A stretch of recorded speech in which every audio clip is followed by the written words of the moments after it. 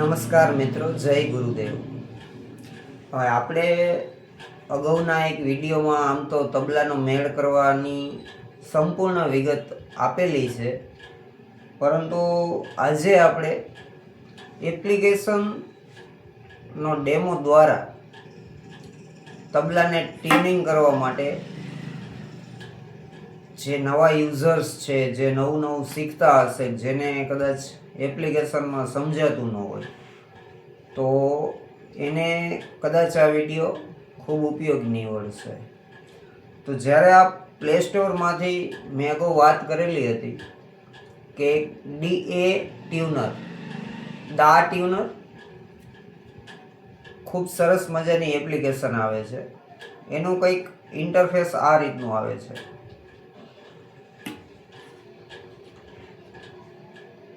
આ એપની અંદર અત્યારે જો સી શાર્પ બતાવે છે, તો સી શાર્પ એટલે પહેલી કાળી, પછી ડી શાર્પ, ડી શાર્પ એટલે બીજી કાળી, પછી ડી, પછી એફ, તો એફ એટલે ચાર સફેદ, ત્યારબાદ એફ શાર્પ એટલે ત્રીજી કાળી, પછી જી શાર્પ, જી શાર્પ એટલે ચોથી કાળી, અને ફાઇનલી એ અને એ શાર્પ એટલે પાંચમી કાળી। તો મેઇન જે આપણા તબલાની અંદર જે આપણે સેટ કરવાનું હોય છે, જેને આપણે રેગ્યુલર સેટિંગ કહીએ, તો એક ડી શાર્પ એટલે બીજી કાળી, એક એફ એટલે ચાર સફેદ, અને એક જી શાર્પ અને એફ શાર્પ, ત્રીજા કાળામાં અને ચોથા કાળામાં એફ શાર્પ અને જી શાર્પ। બસ આટલું તમને આ એપ્લિકેશનમાં વધારેમાં વધારે આટલા સ્કેલનો યુઝ થતો હોય છે। પછી ગાવાવાળા પર આધાર હોય છે, કોઈ બહુ અતિ નીચું ગાતું હોય તો પછી ત્રણ સફેદમાં અથવા તો બે કાળીથી એક સ્કેલ નીચો એટલે ડી સ્કેલની અંદર તમે તબલાને ટ્યુન કરી શકો। હવે અત્યારે આપણે જોવા જઈએ તો આ ડી શાર્પ બતાવે છે, ડી શાર્પ એટલે બીજી કાળી। તો હાલ અત્યારે આ જે જીવાણી છે, આ બીજી કાળીમાં બતાવે છે, અને ચારે ચાર આપણે મેઇન ઘર જોઈ લેશું,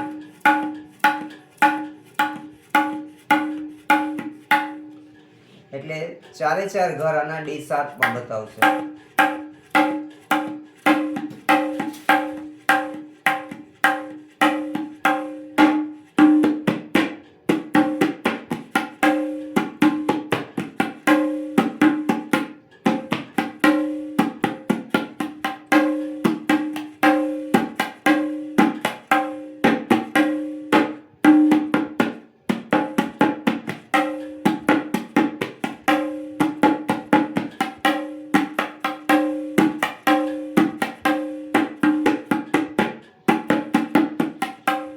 તો આપ જોઈ શકો છો કે આના અત્યારે ચારે ચાર ઘર ડી શાર્પમાં બતાવે છે। તો આ રીતે તમે એપ્લિકેશનના માધ્યમથી હવે સમજી લો કે અત્યારે આ બીજી કાળીમાં છે, અને આને આપણે ચાર સફેદમાં લઈ જવી છે। તો ચાર સફેદમાં લઈ જવા માટે આ જે આપણા આના ડટ્ટા છે, એને આને થોડા થોડા આપણે નીચે મારવું પડશે, બધા ડટ્ટાને। ત્યારબાદ જોઈ લેવાનું, જ્યારે તમે આમાં આ રીતે રાખીને જોશો એટલે જે અત્યારે ડી શાર્પ બતાવે છે એની જગ્યાએ સીધું જ એફ બતાવશે। બધા આઠે આઠ મેઇન ચાર ઘર સેટ તમે કરશો પછી જરા તરા ડિફરન્સ રહેતો હોય માઇનર અને શાર્પનો, કે દાખલા તરીકે અત્યારે જો આમાં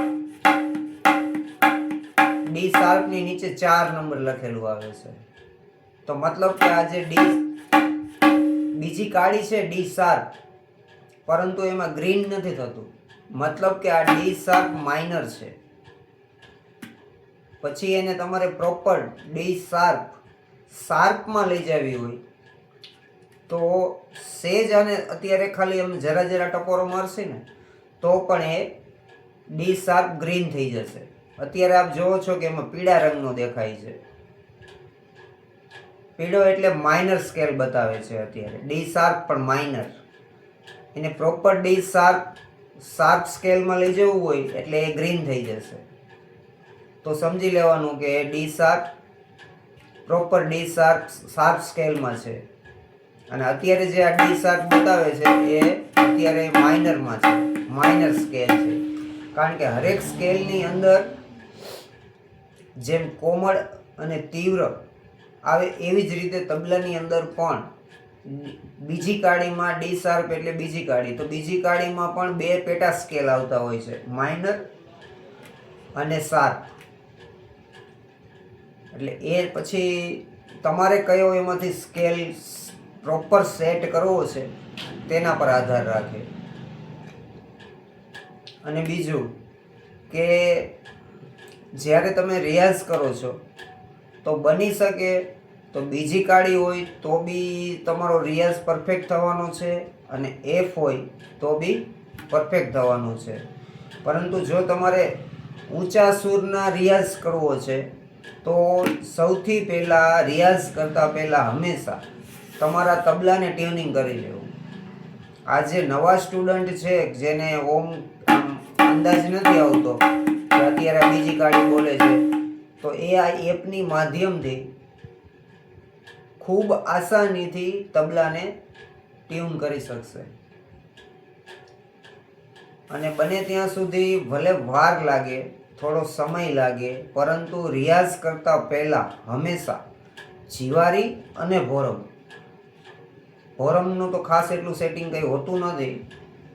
એ તો બસ કેટલું ટાઈટ રાખવું એ જ, કેટલું લૂઝ રાખવું એ તો બસ એમાં એ જ હોય છે. પરંતુ જીવારીને હંમેશા રિયાઝ કરતાં પહેલાં ટ્યુન કરી લેવી, ત્યારબાદ જ તમારે પ્રોપર એનો રિયાઝ થશે.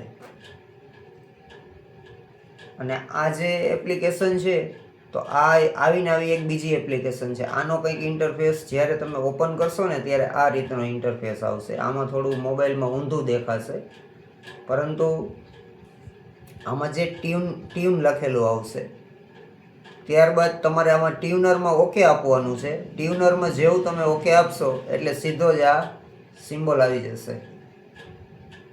આ જ વસ્તુ તમારે હાર્મોનિયમમાં પણ તમને આ એપ્લિકેશન હાર્મોનિયમમાં પણ કામ કરશે. તમારી પાસે કોઈ બી ઇન્સ્ટ્રુમેન્ટ હશે, બધા ઇન્સ્ટ્રુમેન્ટમાં આ એપ્લિકેશન કામ કરે છે અને ખૂબ સારું કામ આપે છે એમ. ને એકદમ ફ્રી એપ્લિકેશન છે. આ કોઈ એપ્લિકેશનનો પ્રચાર નથી, એ પણ હું ચોખવટ કરી દઉં. માત્ર નવા જે લોકો છે, જે નવું તબલા શીખે છે, જેને ખ્યાલ નથી કે ટ્યુનિંગમાં જેને પ્રોબ્લેમ આવતો હોય એના માટે આ લાભદાયી થશે. આવી જ એક બીજી એપ્લિકેશન છે,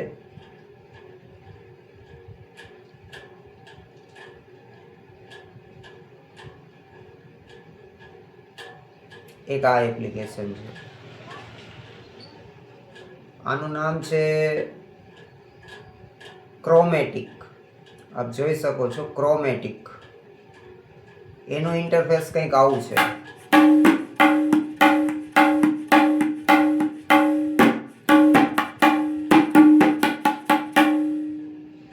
આનું કંઈક ઇન્ટરફેસ આ રીતનું આવશે. એટલે આ બંને જે એપ્લિકેશન છે, ડા ટ્યુનર અને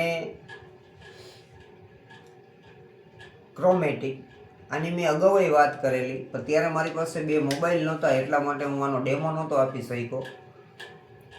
અને આ જીવારીને મેં જે હમણાં જ આમાં ખેંચ મારી છે, એટલે હવે જ્યારે નેક્સ્ટ ટાઈમ મારે જ્યારે ખેંચ મારવાની થશે ને ત્યારે આ એપ્લિકેશનમાં ખેંચ કઈ રીતે મારવી એ પણ હું એનો વિડીયો બનાવીશ અને ત્યારે પ્રોપર ટ્યુનિંગ પણ કરીશ.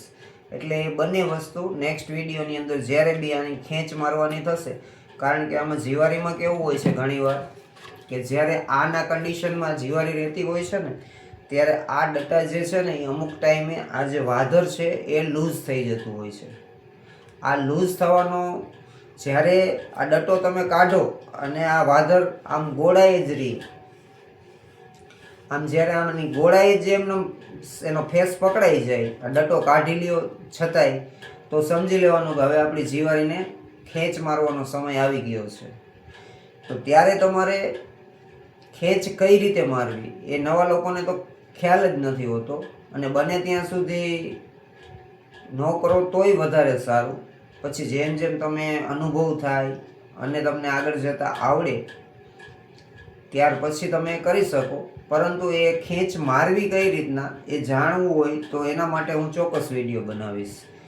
પછી આ બધા જે ડટ્ટા છે એમાં ખેંચ શા માટે મારવી પડે કે અમુક સમય તમે જ્યારે જીવારી વગાડો છો ત્યારે આ જે વાધર છે ને એનો રાઉન્ડ શેપ બની જતો હોય છે. પછી આ ડટ્ટા તમે ગમે એટલા અને જીવારીને સેટિંગ કરો, ટ્યુન કરો ને, તો એ 5-10 મિનિટ વગાડો ને એટલે ડટ્ટા ધીરે ધીરે ધીરે ધીરે પાછા હતા આમ ઉપર આવવા લાગે. એટલે જે જીવારી છે ને એ અનટ્યુન થઈ જાય, સાવ એનું બેલેન્સ વિખાઈ જાય. કોઈ ઘર 2 કાળીમાં આવી જાય તો કોઈ ઘર એનાથી ઉપર હોય તો કોઈ ઘર એનાથી નીચું હોય, અને આમ બધાનો વોઇસ છે ને એ આમ ફરી જાય. એટલે તમને પોતાને આમ એવું લાગે કે આપણું તબલું બરોબર વાગતું નથી એમ. તો એ તબલું ન વાગવાનું ક્યાંક ને ક્યાંક કારણ એ છે કે તમારું જે જીવારી છે એ ટ્યુન નથી. કારણ કે અનુભવ વસ્તુ એવી છે કે અનુભવના આધારે તો જસ્ટ આમ તમે ટકોર મારો ત્યાં તમને અંદાજ આવી જાય જે અનુભવી માણસ હોય, પરંતુ જે નવા હોય એને બિલકુલ એ ખ્યાલ નથી આવતો. તો એના માટે આ એપ્લિકેશન ખૂબ સરસ મજાનું કામગીરી આપે છે, અને ઘણા રિપેરિંગવાળા પણ આવી એપ્લિકેશનો યુઝ કરતા હોય છે.